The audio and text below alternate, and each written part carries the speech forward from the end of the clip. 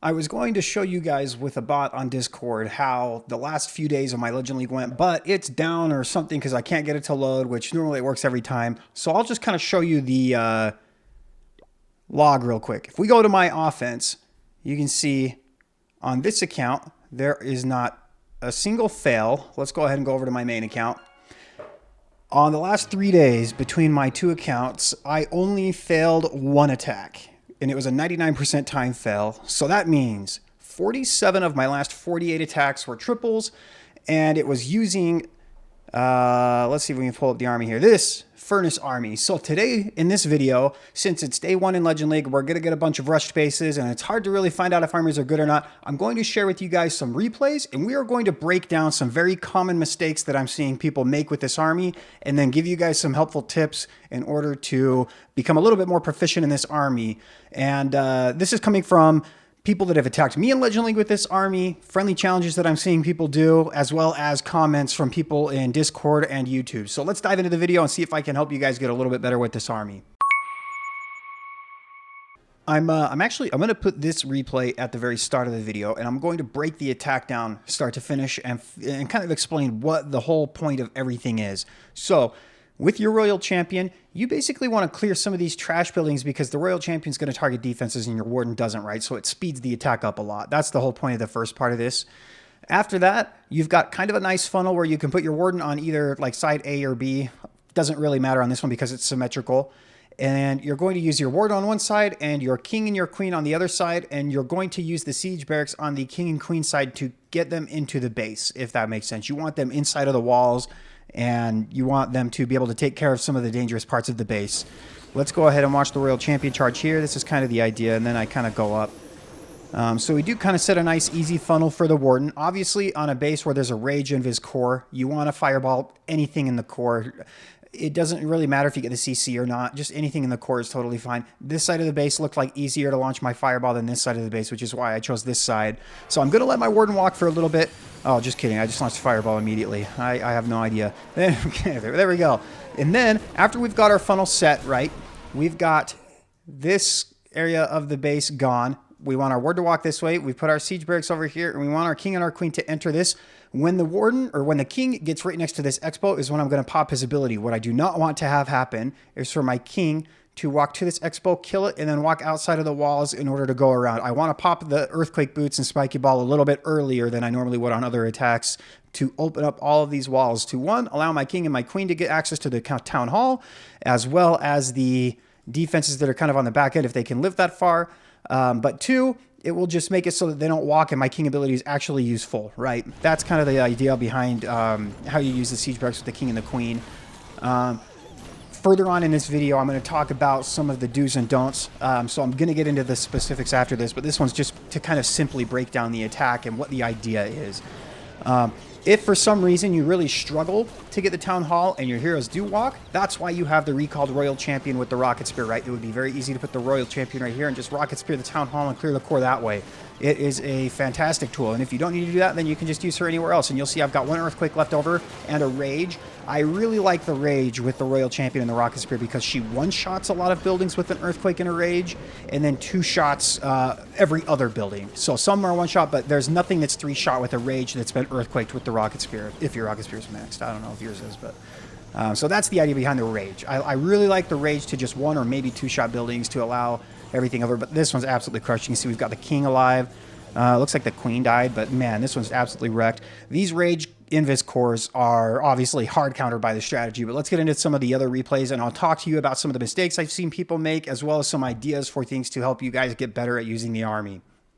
All right, I'm going to push play. Mistake number one that I see is people invest way too much time and energy into their Royal Champion charge and lose the Spirit Fox, or the Royal Champion becomes very unhealthy after they recall her. Now, really, the whole objective with this little Royal Champion charge at the beginning of this attack is to make the pathing and the fireball for the Warden very easy. Now, you don't always have to launch a really early fireball, and I'll kind of get into that later, but do not lose your Spirit Fox if you can help it. The Spirit Fox will become really, really valuable once you recall her, and she can use her Rocket Spear, and it will allow you to have much more potential with your Royal Champion on the back end. The second mistake I'm seeing people make, So I think I only invest 2 invisibility spells with my Royal Champion here, and then I recall her. I don't need more than that. I don't want her to go near that Giga Bomb. The second thing, people are prioritizing the Clan Castle way too high on the list of things that they want to fireball with this attack. You don't need a poison with this army. You don't need to fireball the Clan Castle. Obviously, if it makes sense, then you can, right? If it's a really easy fireball and it gets other good defenses. Like here, it would have been okay too, but the furnaces deal with basically every kind of CC really easily, maybe except for super minions. That's maybe the only one where they don't, but nobody's really using super minions right now, and maybe that'll change here in the future if this becomes really popular. But if ice golems come out, a poison's not going to really help you out that much anyway. It's still going to freeze your warden up. If witches come out, furnaces are just going to wreck the skeletons. If furnaces come out, they kind of just exchange for a little bit, but the furnaces are still continuing to tank for your warden and do a little bit of damage and stuff, so the furnaces aren't really a scary CC either. And kind of the same thing with your Sui, right? If your king and your queen draw the Clan Castle, they're going to kill the ice golems, and the poison's not going to really help that much anyway.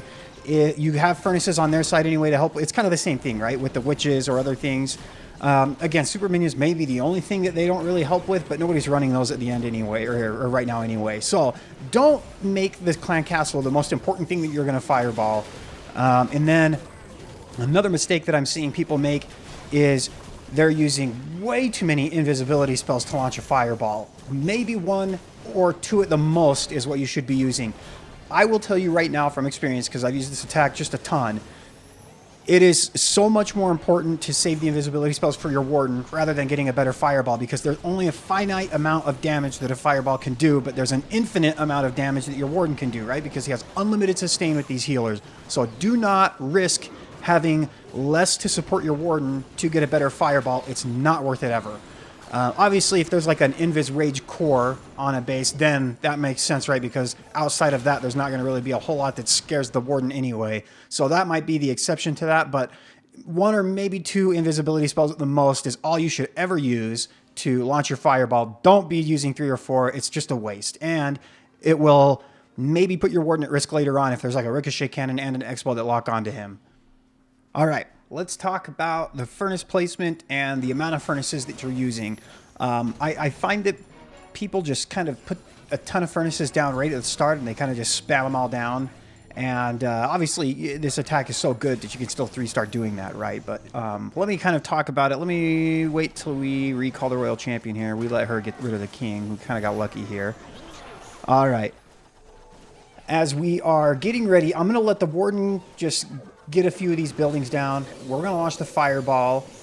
Really good fireball, by the way. And then, as you're looking ahead of your warden, you're going to see like there's a ricochet cannon and a multi-archer tower. The amount of tier 1 defenses that are in the path that your warden is heading should dictate the amount of furnaces that you're going to be placing down to help your warden, right? If there is 2 or 3 tier 1 defenses, like there is here, 3 or 4 furnaces is totally fine. If there's like a clump and a rage tower, then you're probably going to want to put 6 or so. Like you're going to definitely want to put more.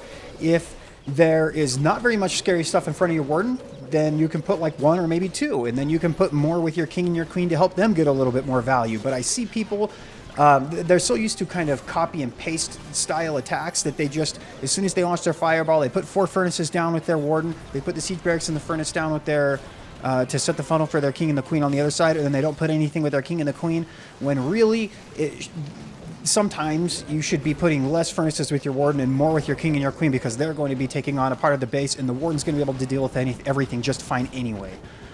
So that's another mistake that I see people make, is they become too I'm trying to think of the word, like they just go on autopilot, right? And they just kind of do the exact same thing when you've got to kind of look ahead of the warden and figure out exactly how many that you want to put down. But I'm telling you guys, unless I make a really serious mistake, every single one of these bases are absolutely crushed. And this might not look super crushed compared to most other armies because the nature of the furnace, and they disappear after a minute, right? But this is, I mean, if you have 2 heroes like full health almost at the end of the attack, that's crushed, right? That's really, really easy. You had a lot of time left on this one too. Let's go ahead and watch a few more replays. All right, this base, it's not rushed per se, but it's a little bit of a newer Town Hall 17, right? So take this one with a grain of salt. But this one, I want to show you guys that You don't always have to launch the fireball immediately.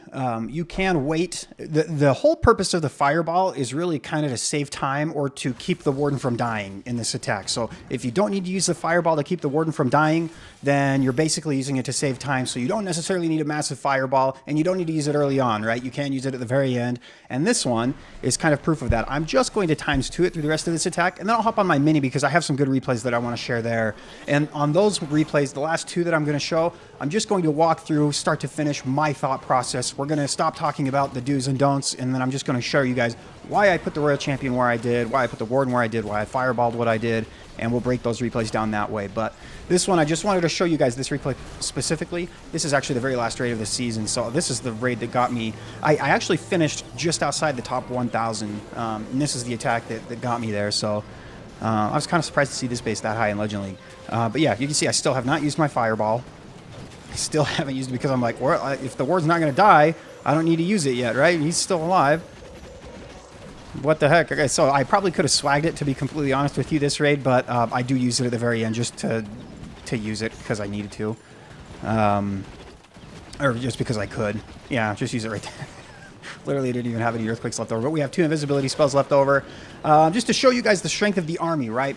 The furnaces, if you do this attack well, you don't lose your warden, and you funnel things properly, it really, I don't know how you counter this base building wise. I'm being dead serious. It's pretty tough. If I could go perfect almost 3 days in a row on my main, really, really high in Legend League, and 3 days in a row on my mini, I mean, the attack's legit, right? It's here to stay. All right, let's go ahead and talk about this replay. When I'm getting into a base like this, I just want to very quickly identify what I want to fireball. After I've come up with that identification, I want to find out where I want to put my Royal Champion in order to make that fireball really easy, right? On this base, I literally am just going to settle with this fireball that gets these 4 defenses here, right? Not a great fireball. You get 1 tier 1 defense. I guess you'd count a spell tower as a tier 1 defense, so 2. But what it does do is it sets a fantastic funnel, and it's going to just help the attack speed up a little bit. Now that I've got my fireball target picked out, I'm just going to put my Royal Champion right here so that she goes from this mortar to this ricochet cannon, and then she's going to get these 2 buildings here. Now, I'm only going to use 2 invisibility spells with my Royal Champion. I probably could have used 4 and gotten like the whole rest of this, but 1, I want to keep my Spirit Fox alive if I can and my Royal Champion healthy, but 2, I don't need to. I just want to make this as easy and uncomplicated as I can, and I'm literally just going to recall her, put 1 invisibility spell here to be safe, and just launch my fireball very quickly. After that, we are just going to kind of look ahead of the warden and find out how many furnaces that we need to put down, and then start, once we know the warden's safe, then we can multitask a little bit for the tiny bit that you have to multitask during this attack, and put the king and queen down. Let me go ahead. Okay, we'll put ×1 down here. Again, I think I only used 2 invisibility spells to keep my Royal Champion alive. By the way, always put 1 furnace behind the Royal Champion once you start the Royal Champion charge, unless there's a mortar in range. Let the mortar die and then put it down. But yeah, I'm literally going to get this multi-archer tower down. I don't even get the Expo. I'm just going to recall her because I don't need to. I don't need to let her get more damage. I don't want to be risky and risk her dying or the Royal Champ or the Spirit Fox dying. And I'm just going to invis the Wizard Tower and the Tesla, get a really easy fireball. I only need to use 1 earthquake to get all of those buildings, so I'm not going to use a second earthquake there, and I'll keep 2 for my Royal Champion or my Spiky Ball, whatever I think I need to. And then I'm just going to put 3 furnaces behind my Warden, because there are ice golems, and I want to help them clear up a little bit. There's a queen and a ground expo and a ricochet cannon up there a little ways, and then I'm going to put my siege barracks down here at this bottom end because I want my king and my queen to enter this compartment. And what my goal is to have my king hopefully use his ability when he's attacking this multi-geared cannon, because that will open up all of these walls, give my queen access to the town hall as well as this entire compartment over here. And that is that would be a fantastic ability, right? Again, you don't need a poison with this army. The furnaces deal with any type of CC like really well. And honestly, I don't even think the super minions would be that great, because the super minions might just be focusing on the fire mites, and they might launch all their long shots on the fire mites, and then it would just kind of be a useless clan castle, right? So that's a good king ability there. We open up the wall so that my queen can get the town hall, but keep in mind, my backup plan for the town hall, if for some reason these walls did not open up and my queen and my king walk this way, is I'm just going to wait until these defenses are gone, and I will just deploy my Royal Champion with the Rocket Spear to deal with the core. You always have a plan B for an isolated town hall.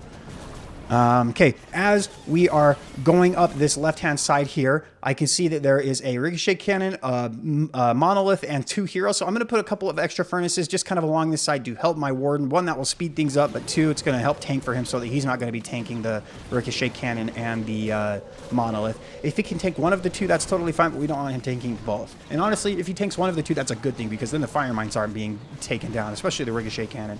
Ricochet cannon wrecks the furnaces. If you have a ricochet cannon, 3 furnaces obviously kind of counter that, because then they overwhelm it a little bit. But, oh, okay, kind of a 200 IQ play here. Because there's not really any scary defenses on this left-hand side, I drop my Royal Champion and I don't activate the Rocket Spear right now, because none of these buildings are that scary. Once she gets these buildings down, then I'll use the Rocket Spear. So that's kind of just thinking on your feet a little bit. Why waste it if you don't need to? Now I will, and I actually do invis here, because I'm like, oh crap, I didn't realize she'd get in range of the single Inferno. Again, this is why it's important not to waste very many invis spells on your Fireball. You probably could have gotten a much better Fireball here, but I had one to save my Warden just barely, and I had one to save my Royal Champion as well. And with the King here, with the Headhunters and the Rage and stuff, we do save the Warden. The Royal Champion is still alive. And this one's pretty crushed too. So let's go ahead. We'll watch one more replay, I think, and then we'll call it good. But if you guys do have any questions, I'll be happy to answer them in the comments section. Or you can join my Discord and ask me there. I'm pretty good about responding to people's questions there. So let's go ahead and dive into one more replay. All right, this is going to be the last replay that we're going to break down. Let's go ahead and talk about what my target is going to be. I'm going to push play for a second so that the minion prince moves out of the way so you can see that builder hut there. I want to fireball this builder hut right here. Not even necessarily because the clan castle is there, but the 2 multi-infernos are there and the monolith. That's a fantastic fireball. So what I'm going to do in order to get that to become an easy fireball to launch is I'm just going to take out one of the sides with my Royal Champion. We're going to put her right here at this bomb tower. She's going to kind of come up and clear these defenses here. I'm going to let my Warden walk for a little bit and destroy these 2 buildings. Well, maybe I don't think he actually destroys that multi-geared cannon. I think what happens is he starts attacking this collector, and then I invis these and these at the same time. And then I'm going to let my Warden walk this way as I let my army walk this way, my king and my queen, right? Well, actually, I want my king and my queen to enter the base, but we'll show you that. Let me go ahead and fast forward while we go into the Spirit Walk part of this. I think, again, I only used 2, maybe 3 invisibility spells on this one. Okay, so here's 1. We'll times 2 through this part. Everybody's seen this about 1 billion times. Okay, here's number 2. No, I think I only do use 2. Yeah, okay, so I only use 2 invisibility spells here. Again, better to save some invisibility spells for your Warden later on to keep him alive. And, again, always put a furnace behind your Royal Champion just to help clear some of these trash buildings. 1, it will help speed the attack up, but 2, it's going to make the funnel better so that your Warden doesn't accidentally go to the other side, or your King and your Queen accidentally go to the other side too, right? So I do put a few furnaces behind the Warden here because there is a multi-geared cannon, a Tesla, a ricochet cannon, a monolith. We want the Warden to be tanked for, right? Now I'll put my invis spells down now that he's attacking this, and we're just going to get an easy fireball on that builder hut. Again, my target's really the Inferno Towers more so than the Clan Castle, because the Clan Castle is just so easily dealt with. Now I'm going to put my siege barracks. We've got the Warden heading this way, right?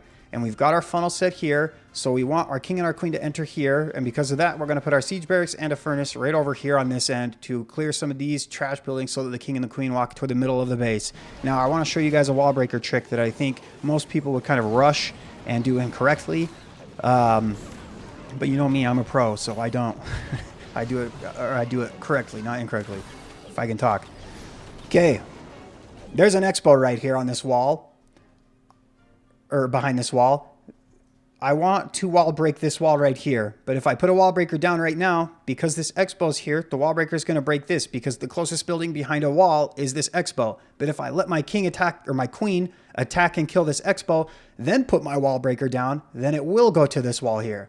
Let's just show that in action so that you guys can see that. So many people use their wall break, and I'm so guilty of this. As soon as that expo goes down, I put it there.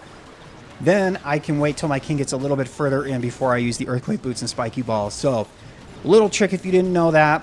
Wall breaker AI is something that, honestly, I will say the wall breaker use from people almost instantly tells me whether or not somebody's a really good player or like just an okay player. It's by how they use their wall breakers. That seems like one of the last achievements that somebody checks off their list before like they become like a really, really good player. Again, I'm really not that good. There are a lot of players better than me, but That's something that you should know, right? Using the wall breakers correctly.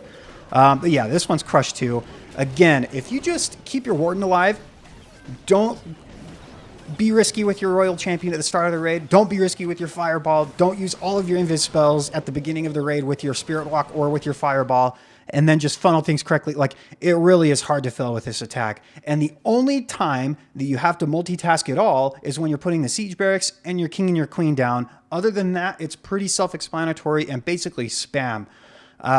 So what I recommend you do is when you're getting ready to put your king and your queen down, look ahead of your warden. If you can see there's no tier 1 defenses, then you're like, okay, I've got 10 or 15 seconds that I can hurry and put these things down. If you see a monolith and a hero and a single inferno, don't put your king and your queen down yet, because then you might lose him because you're paying attention to something else. So don't divert your attention when it's needed at your warden, but make sure you keep your invisibility spells to keep your warden alive first and foremost. But if you don't need them to do that, then you can just spirit walk the base after you've recalled your royal champion.